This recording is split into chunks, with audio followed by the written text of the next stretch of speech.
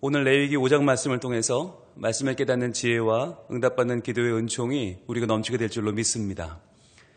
여러분, 레위기, 우리가 지금 제사를 보고 있는데 그 가운데에서 레위기 5장은 속죄제를 드리는 경우에 대해서 나와 있어요. 여러분, 시즌 1을 꼭 들어보시길 원하는데, 시즌 1에 언제 속죄제를 드리게 되어 있냐면 바로 말해야 하는데 하지 않았을 때, 증인이 되어야 되는데 증언하지 않았을 때 속죄제를 드려야 되고, 또 하나는 함부로 말했을 때예요. 그러니까 말하지 말아야 되는데 말했을 때, 또는 말해야 하는데 하지 않았을 때 우리는 속죄제를 드리게 된다는 것입니다. 이 속죄제가 우리의 말과 연결되어 있다고 하는 것은 우리의 삶에서 우리의 말이 얼마나 중요한가를 다시 한번 보여주는 거예요. 그래서 오늘 내가 꼭 전해야 될 복음의 말을, 사랑의 말을, 또 인정과 칭찬의 말을 하지 않은 것, 여러분, 이게 우리에게는 허물이 될 수 있다니까요. 그리고 또 하지 말아야 될 원망의 말, 불평의 말, 때로는 사람 상처 주는 말들은 함부로 하지 말아야 된다. 그래서 이거 속죄제를 우리 다시 한번 여러분 꼭 시즌 1 들어보시길 바라고요. 오늘은 이제 7절부터 볼 텐데요. 7절부터 12절 말씀에는 뭐가 나와 있냐면 속죄제로 드리는 제물에 대해서 나와 있어요. 우리가 지난 시간에 4장에서 이미 공부를 했습니다. 이 속죄제는 누구에 따라 드린다고요? 네, 신분에 따라 드리는 게 다르다고 했죠. 기억나시죠? 제사장이 범죄했을 때는 흠없는 숫송아지였고요. 온 회중이 범죄하면 그냥 숫송아지였고요. 족장은 흠없는 숫염소, 평민은 흠없는 암염소. 이렇게 레벨이 달라요. 등급이 다른 거죠. 거기서 제사장이 가장 중요한 이유는 뭐라고 했어요? 예, 제사장이 범죄하면 백성에게 허물이 되기 때문에, 온 백성에게 허물이 되니까 제사장은 제일 중요한 흠없는 수송아지였고, 온 회중은 수송아지, 또 수점소, 암염소 이렇게 내려갑니다. 자, 그런데 문제는 뭐냐면, 그럼 평민은 죄 지으면 암염소를 바쳐야 되는데, 그런데 평민 가운데에서 그러면 암염소를 죄 지을 때마다 바칠 수 있느냐는 거예요. 여러분, 말실수 얼마나 하세요? 해야 되는 말 안 하는 경우, 안 해야 되는 말 하는 경우가 여러분 얼마나 있으세요? 네, 하루 한 번 있는 사람 아마 없을걸요? 하루에 어떤 사람은 5번, 6번, 아니 10번? 아마 그때마다 우리가 암염소를 바쳐야 된다고 말하면 어떻게 됩니까? 예, 거의 재벌 수준 아닙니까? 여러분, 죄를 지을 때마다 우리가 말실수 할 때마다 암염소를 바쳐야 된다. 이건 말도 안 되죠. 그럼 어떻게 이게 가능할까? 그 당시 평민들 가운데는 이 암염소를 바친다는 게 뭐 1년에 한 번이나 바칠 수 있을까? 아니면 뭐 몇 개월에 한 번은 모를까? 죄를 지을 때마다 할 수 없잖아요. 그래서 하나님이 은혜를 베풀어 주십니다. 오늘 7절 말씀 이렇게 시작합니다. 만일 그의 힘이 어린 양을 바치는 데 미치지 못하면 그가 지은 죄를 속죄하기 위하여 산비둘기 2마리나 집비둘기 새끼 2마리를 여호와께로 가져가되 하나는 속죄물을 삼고 하나는 번제물을 삼아라고 말씀하세요. 그러니까 암염소를 바칠 만한 능력이 안 되는 경우, 여기서 말하는 그의 힘이 미치지 못하면이란 말, 여기엔 뭐가 들어있냐면 야드라는 단어가 들어있는데, 야드는 손이에요. 그의 손이 그렇게 암염소를 매번 바칠 만한 그 손의 능력이 없는 거예요. 여러분, 어떻게 해야 될까요? 그러면 우리 손에 능력이 없으면 어떻게 해야 돼요? 네, 맞죠. 그 능력이 있는 손, 전능하신 하나님의 손을 바라봐야죠. 하나님의 손은 어떤 손이에요? 은혜를 베풀어주는 손이요, 우리를 안아주시는 풍성한 손이죠. 그러니까 그 손을 바라봐야 되는 거예요.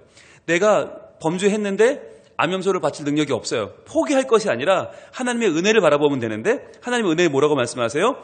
산비둘기 2마리나 집비둘기 새끼 2마리를 여호와께로 가져오면 된다는 거예요. 그래서 속죄물을 삼고 하나는 번제물을 삼아 드리면 된다라고 말씀하시는 거예요. 여러분, 이것이 하나님의 은혜입니다. 그렇잖아요. 분명히 죄를 짓긴 지었는데 숫염소, 암염소 드릴 수 있는 능력이 없단 말이에요. 매번. 그럴 때 어떻게 하는가? 하나님이 그들의 형편을 살펴주셔서 그들에게 비둘기로 바칠 수 있도록 하나님이 길을 열어주신다. 여러분, 여기에는 뭐가 들어있냐면 두 가지인데, 하나는 속죄는 반드시 해야 한다는 거예요. 반드시. 아무리 가난해도, 아무리 어려워도 죄에 대한 문제를 그냥 지나칠 수는 없다. 그래서 하나님이 하다못해 그냥 들에 나가서 이 산비둘기 2마리만 잡아와. 그걸로라도 속죄하면 내가 받아줄게 라고 하시는 이유는 뭐냐면 속죄의 문제가 해결되지 않으면 우리는요 그 하루를 살아갈 수가 없는 거예요. 그 하루가 죄와 허물로 오염되면 어떻게 됩니까? 그게요 영향을 미쳐요. 우리의 죄는 계속해서 커집니다. 계속해서 담대해지고 계속해서 전염되는 효과가 있어요. 그러니까 죄가 해결되지 않으면 그것이 내 안에 점점 더 강팍해지면서 내가 죄에 둔감해지고 그러면서 점점 내가 죄에 대해서 죽어가는 거예요. 내 심령이 죄에 대하여 죽으면 다른 사람을 지적하는 사람이 되고 공동체를 깨뜨리는 사람이 되거든요. 그래서 하나님은 그걸 막기 위해서 염소가 없으면 비둘기라도 가지고 오면 내가 받아줄게 라고 말씀하시는 거죠. 그래서 첫 번째 반드시 속죄해야 된다. 두 번째 무엇입니까? 하나님은 속죄의 길을 열어주신다는 것입니다. 여러분 인간은 속죄할 수 있는 방법이 우리에게 없어요. 방법을 알지 못해요. 그런데 하나님께서는 우리에게 어떻게든 속죄할 수 있는 길을 열어주신다. 여러분 이것이 은혜 중에 은혜인 것입니다. 자, 그런데 이 비둘기를 가져가서 그럼 어떻게 하느냐? 8절입니다. 제사장에게로 가져갈 것이요. 제사장은 그 속죄 제물을 먼저 드리되 그 머리를 목에서 비틀어 끊고 자 몸은 아주 쪼개지 말며 두 가지 말씀하는데 하나는 머리를 목에서 비틀어 끊으란 말이에요. 자 비둘기를 머리를 끊으면서 어떤 소리가 날까요? 아마 뚜둑 소리가 나겠죠. 네, 아마 새 목에도 뼈가 있지 않겠습니까? 아마 뼈가 부러지는 소리가 날 거예요. 여러분 그 소리가 무슨 소리일까요? 실은 나의 목뼈가 부러져야 될 그 소리 아닙니까? 나의 죄를 사실 그 새에게 안수하여 그 목을 비트는 거 아닙니까? 여러분 여기서 그 제사를 드리는 사람이 어떤 마음을 갖게 될까요? 내가 죄와는 완전히 단절하리라라는 마음을 갖게 되지 않겠습니까? 완전히 내가 이 죄를 다시는 멈추지 않으리라. 아마 뚜둑 소리와 함께 그의 마음속에 결단이 하나님께 드려질 것입니다. 자, 그런데 그 다음 말이 이상해요. 몸은 아주 쪼개지 말며 그랬어요. 이거 왜 그럴까요? 아주 쪼개지 말라고 하는 이유는 뭘까요? 예, 그게 바로 7절 마지막 절에 나와 있는 하반절에 이것 때문인데 하나는 속죄제물을 삼고 하나는 번제물을 삼으라고 그랬죠. 2마리 준비해서 하나는 속죄제물, 하나는 번제물. 그러니까 2마리로 하나는 속죄제물로 드리고 하나는 번제물 드려야 되는데 만약에 한 마리를 쪼개면 어떻게 될까요? 우리 마음속에 어떤 유혹이 생길까요? 에이, 2마리까지 필요 있겠어? 한 마리를 쪼개가지고 하나는 속죄물로 쓰고 하나는 번제물로 쓰면 되잖아. 이런 마음이 들 거 아니에요. 당연히 우리 마음속에 유혹이. 예, 여러분 안 그러세요? 저는 그럴 것 같은데. 예, 그러니까 2마리를 뭐하러 준비해? 한 마리 준비해 쪼개 쓰면 되잖아. 이런 인간의 유혹이 생길까봐 하나님 뭐라고 하시나? 몸은 아주 쪼개지 말며라고 하시는 거예요. 여러분 우리 인간은 간사해서 하나님이 분명히 우리에게 속죄의 길을 열어주시는데 그 길조차 우리는 내 마음대로 또는 내 형편대로 아니면 내 뜻대로 내 이기심대로 그것을 조작하려는 마음이 생긴단 말이죠. 그래서 그냥 속죄했다고 쳐 그럼 되지 뭐 하나님 용서해 준다는데 에이 그냥 적당히 잘라서 쓰자 이럴 수 있단 말이에요. 그런데 그러면 안 된다. 하나님께는 온전한 마음으로 회개하는 것이 필요하다는 거예요. 그것이 집비둘기 또는 산비둘기, 비둘기 새끼일 망정 거기에는 무엇이 들어가야 됩니까? 우리의 온전한 회개와 온전한 하나님을 향한 순종이 들어가 있어야 한다는 거예요. 자, 그런데 여기서 중요한 거 그러면 비둘기도 못 잡으면 어떡하냐는 거죠. 야, 여기서 염소는커녕 비둘기도 못 잡아. 그럼 어떡해요? 완전히 가난해. 극빈층이에요. 그럼 어떡해요? 그럼 속죄 안 해도 돼요? 필요 없어요? 어떻게 돼요? 11절입니다. 11절 같이 봅니다. 만일 그의 손이 산비둘기 2마리나 집비둘기 2마리에도 미치지 못하면 이런 경우도 있을 수 있겠죠. 그럼 어떻게 돼요? 그의 범죄로 말미암아 고운 가루 10분의 1 에바를 예물로 가져다가 속죄 제물로 드리되 이는 속죄제인즉 그 위에 기름을 붓지 말며 위향을 놓지 말고 이렇게 이어집니다. 뭘 준비하라고요? 고운 가루를 준비하라고요. 자, 비둘기도 없어요. 동물, 가축이라고는 없어요. 그래도 뭔 있어요? 곡물은 있어요. 열심히 일하면 곡물은 출수할 수 있잖아요. 그 곡물을 가지고 하나님께 드리던데 이 10분의 1 에바가 얼마냐면 약 1.88리터예요. 약 2리터 정도 돼요. 그러니까 이 가루를 곱게 갈면서 어떤 마음이 들까요? 여러분 곡식을 갈려면 어떻게 갈아요? 네, 맷돌로 갈아야겠죠. 그 당시에 이스라엘 사람들이 맷돌을 썼는지 모르겠는데 아마 맷돌 비슷한 걸로 계속 그 곡물을 갈아야 돼요. 갈면서 어떤 생각이 들겠어요? 그 딱딱한 곡물이 점점 갈리면서 점점 가루가 되고 곱게 갈리는 그 모습 보면서 아마 나의 자아가, 나의 욕심이, 나의 못난 모습들이 그렇게 가루로 점점 작아지는 모습을 경험하지 않겠습니까? 하나님은 그것을 말씀하는 거예요. 하나님이 우리의 재물이 탐이 나서 염소로 아니면 양으로 드리라는 것이 아니라 하나님이 원하시는 것은 우리의 회개하는 마음입니다. 우리의 상한 심령을 원하시는 거예요. 통회하는 심령을 원하시는 거예요. 그래서 하나님은 우리가 가루라도 좋으니까 그냥 가루가 얼마 하겠어요. 그런데 그 가루라도 내가 곱게 갈아서 빻아서 내 마음속에 있는 모든 죄를 다시 한번 돌아보고 나의 못난 모습과 허물을 다 회개하고 내 모습을 하나님께 순종하는 마음으로 가지고 나와라 라고 말씀하시는 거죠. 자, 그런데 여기에 소재와는 다른 차이가 있어요. 분명히 소재와는 다른데 왜 다르냐? 속죄 제물로 드리되 이는 속죄제의 인즉 두 번 강조하고 계시죠? 이건 소재와는 다르다. 이건 소재와는 구별된다. 어떻게 구별되나? 그 위에 기름을 붓지 말며 유향을 놓지 말고. 두 가지를 하지 말래요. 기름과 유향을 붓지도 말고 놓지도 말아라. 그럼 이게 무슨 차이일까요? 여러분, 소재로 드릴 때는 이 두 가지가 뭘 상징했냐면 기쁨을 상징했어요. 기쁨, 하나님 앞에 기쁨의 제사를 드릴 때 기름을 붓고 유향을 놓았단 말이죠. 그런데 이것이 속죄제로 쓰일 때에는 어떻게 해요? 이 두 가지를 다 쓰지 않는다는 거죠. 그러니까 여러분, 하나님께 드리는 속죄는 어떤 마음으로 드리는 것입니까? 경건한 마음으로 속죄하는 거죠. 여러분, 회개를 웃으면 대충 할 수는 없는 거예요. 우리가 하나님 앞에 예배 드릴 때 정말 경건한 마음으로 내 죄를 회개하는 마음으로 엄숙한 마음으로 예배하는 마음이 필요하겠죠. 자, 그런데 그것이 또 어떻게 하나님께서 받아주시는가? 12절입니다. 그것을 제사장에게로 가져갈 것이요 제사장은 그것을 기념물로 한 움큼을 가져다가 제단 위 여호와의 화제물 위에 불사를 찌니 이는 속죄제라 그랬어요. 이것도 좀 달라요. 여러분, 소제로 드릴 경우에는 2장에서 봤는데 고운 가루 한 움큼과 거기에 기름과 유향을 가져다가 제단 위에서 불살랐어요. 아니면 화덕에 구워서 기름을 섞은 무교병을 만들거나 아니면 무교전병을 만들거나 아니면 냄비에 담거나 이렇게 했거든요. 그런데 속죄제로 드릴 때는 이 고운 가루 제사에는 뭐가 필요합니까? 제단 위 화제물 위에서 불사르는 게 필요하다. 그러니까 이 가루만 드리는 게 아니라 반드시 제단 위에 있는 화제물, 거기 불타고 있는 그 짐승의 제물 위에다가 불사르라고 하시는 거예요. 왜 그럴까요? 소제는 그냥 고운 가루만 드려도 되는데 속죄제로 드릴 때는 왜 하필이면 화제물 위에서 불살라야 되는가? 이것이 바로 하나님의 원칙이 하나 있는데 볼까요? 우리 히브리서 9장 22절로 갑니다. 히브리서 9장 22절에 하나님이 이러한 법을 우리에게 알려주고 계세요. 이 법은 구약의 법이지만 신약에까지 이어지기 때문에 히브리서에 나타나는데 히브리서 9장 22절 같이 읽어봅니다. 율법을 따라 거의 모든 물건이 피로써 정결하게 되나니 피 흘림이 없은즉 사함이 없느니라. 아멘.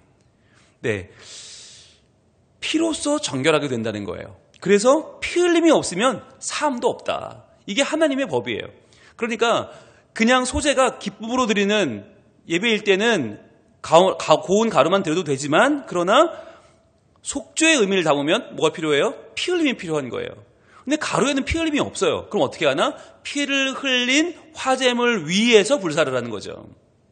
여러분, 이것이 하나님께서 속죄에 대하여 반드시 한 가지 우리에게 주시는 메시지가 뭐냐면 희생이 필요하다는 것입니다. 희생. 속죄는 희생이다. 그런데 하나님이 이 속죄의 희생을 누구한테 요구하세요? 우리한테? 아니죠. 우리가 아니라 하나님의 독생자 예수 그리스도에게 요구하셨어요. 그래서 예수님이 십자가 위에서 우리를 위해 돌아가시면서 엘리 엘리 라마 사박다니, 나의 하나님 어찌하여 나를 버리셨나이까. 그 전까지는 아버지, 내 아버지라고 부르던 그 예수님이 너무나 멀리 있는 타자이신 하나님을 엘리 엘리, 나의 하나님 부르신 이유는 바로 여기에 있어요.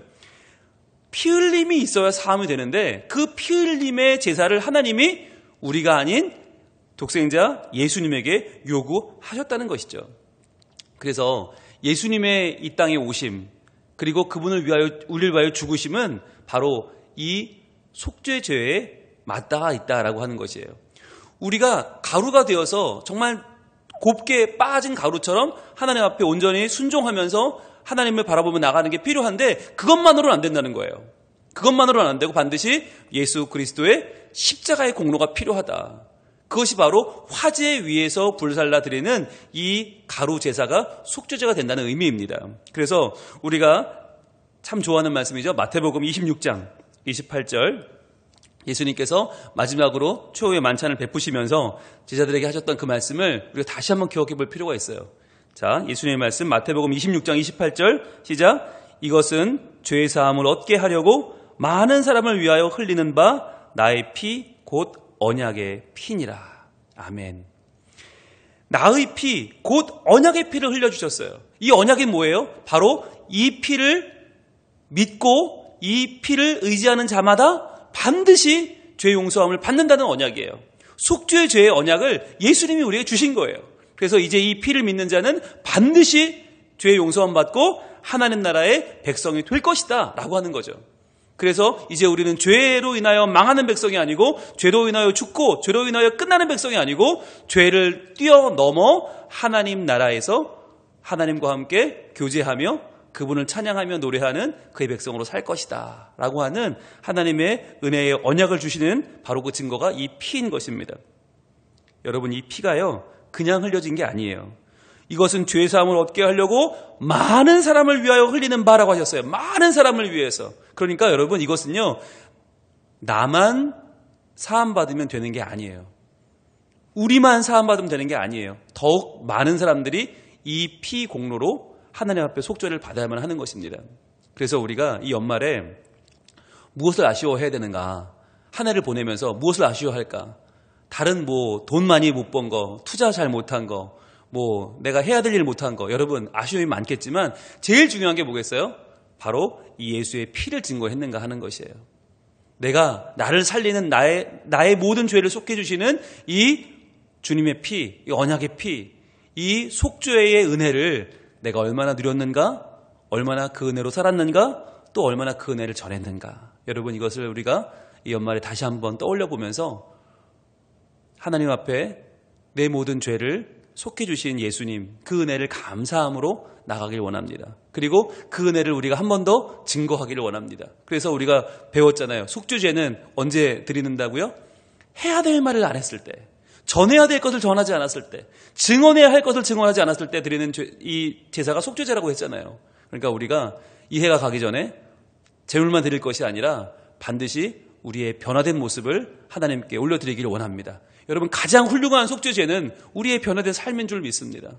제물만 드리면 끝이 아니고요. 내가 달라져야 돼요. 내가 가루가 되어야 돼요. 내가 곱게 빠져서 예수 그리스도의 희생 위에 내가 드려지는 것이 속죄제예요. 그렇다면 우리가 하나님 앞에서 나의 받은 은혜를 감사하면서 그 은혜를 찬양하고 경배하고 또 증거하는 복 있는 삶을 살아가는 우리 모두가 되기를 우리 하나님 원하고 계십니다. 기도하겠습니다. 하나님 감사합니다. 오늘 레위기 5장 말씀을 통해서 속죄 제물에 드려야 될 힘이 없는 자들, 정말 미천하고 극빈한 자들까지도 사랑해 주시는 하나님의 은혜를 우리에게 깨닫게 하시니 감사합니다. 마땅히 암염소를 드려야 되지만 드리지 못하는 자들을 위해서 하나님은 산비둘기, 뒷비둘기 새끼라도 괜찮다. 아니, 그것도 안 되면 고운 가루라도 괜찮다. 내가 받아줄 테니 나와서 속죄해라 라고 말씀하시는 그 은혜를 저희들 바라봅니다. 마치 비둘기의 목을 꺾어서 죄와의 단절을 선언하듯 주님, 저희들 이해가 가기 전에 우리의 죄와 허물을 완전히 끊어내게 하여 주시옵소서. 또한 곡물을 갈고 갈아 고운 가루로 만들어 주님께 드리듯 우리의 연약한 마음, 부족한 마음, 이기적인 마음들을 다 갈아 새로운 존재로 주님께 나가기를 소망합니다. 주님, 제물만 바치면 끝이 아니라 우리가 새로워져야겠사오니 주여, 예수 그리스도의 언약의 피, 우리를 위해 흘려주신, 많은 이들을 위해 흘려주신 그 새로운 약속의 피를 믿고 저희들 그 은혜를 누리며 기뻐하며 증거하는 자들 되게 하여 주시고, 우리 주변에 있는 많은 믿지 않는 자들에게 예수 그리스도의 은혜를 전파하는 복이 있는 연말 보내게 하여 주시옵소서. 그래서 올해가 가기 전에 저희들 이 복음을 증거하는 자 되게 하시고 이 복음과 함께 새해를 맞이하는 하나님의 자녀 다 되게 하여 주시옵소서. 예수님 이름으로 기도합니다. 아멘.